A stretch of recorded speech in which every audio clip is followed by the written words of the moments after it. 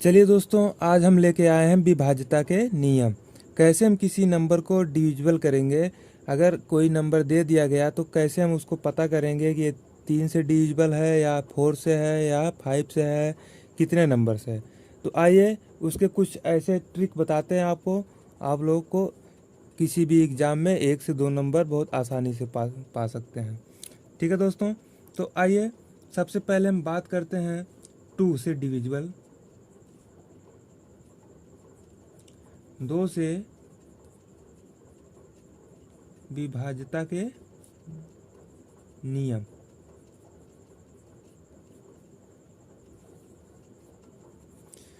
किसी नंबर को हम 2 से कैसे विभाजित करते हैं। अगर कोई नंबर दे दिया गया है तो हम कैसे पता करते हैं कि ये 2 से विभाजित है कि नहीं है। तो सबसे पहले दोस्तों ये पता करना है कि ये संख्या इवन है या ऑड है। एक छोटी सी बात आप लोगों को याद होनी चाहिए। हमने बताया था कि जब इवन नंबर होगा तो उसका जो इकाई अंक 0, 2, 4, 6, 8 ये नंबर आएंगे उसके इकाई अंक में। ठीक है, आप कह सकते हैं कि अगर कोई भी नंबर का इकाई अंक इवन नंबर होगा, कोई भी संग नंबर ऐसा होगा जिसका इकाई अंक इवन होगा, तो वो समझ लीजिए कि 2 से डिविजिबल है। ठीक है, या फिर हम कह सकते हैं कि कोई ऐसा नंबर जिसको हम 2 से डिवाइड करें और पूर्ण रूप से कट जाए तो वो 2 से डिविजिबल है। ठीक है, लेकिन यहाँ 60 ट्रिक की बात करना है। तो 60 ट्रिक में यही है कि कोई ऐसी संख्या लीजिए जिसका इकाई अंक इवन नंबर हो या सम संख्या हो। ठीक है, जैसे कुछ एग्जाम्पल हैं।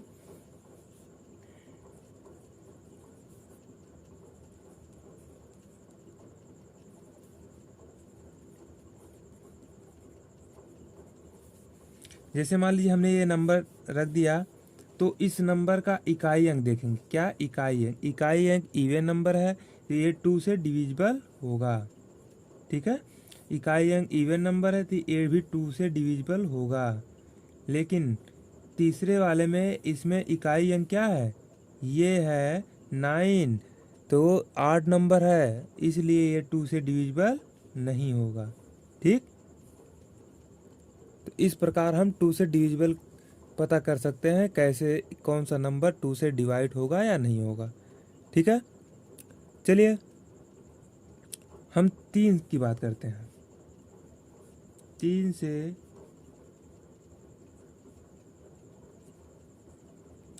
विभाज्यता के नियम। 3 से विभाज्यता के नियम। कोई नंबर हम कैसे पता कर सकते हैं 3 से डिवाइड है या नहीं है। ठीक है, तो कोई भी अगर डिजिट दे दिया गया,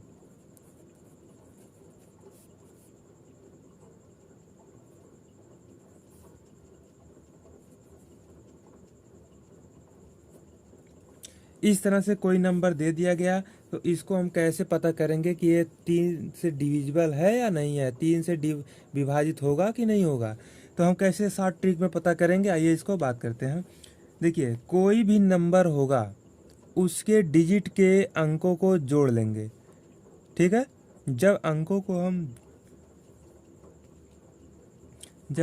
को हम जोड़ लेते हैं तो अगर वो नंबर 3 से डिवाइड होता है तो हम उसको कहेंगे कि ये 3 से डिवाइड होगा।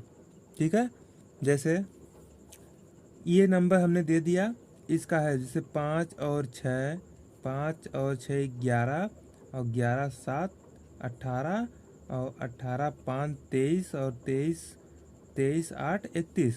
तो ये 31, ये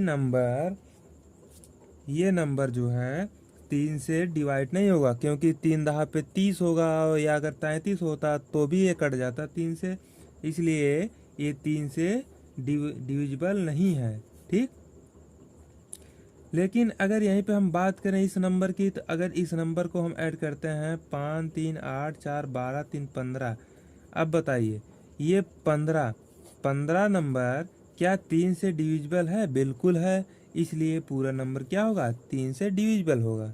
ठीक है, 3 से डिविजिबल देखिए दोस्तों, 3 से डिविजिबल सेम 9 से डिविजिबल। 9 से विभाज्यता का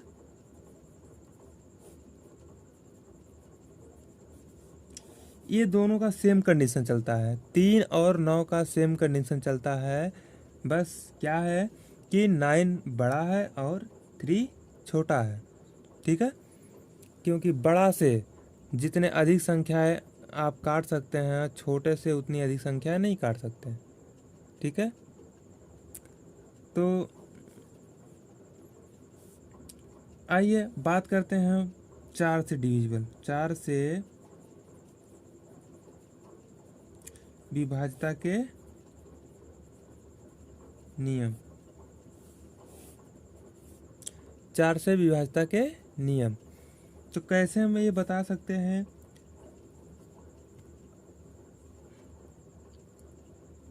कैसे हम बता सकते हैं कि 4 से डिविजिबल है या नहीं है। दोस्तों कोई भी ऐसा नंबर लेंगे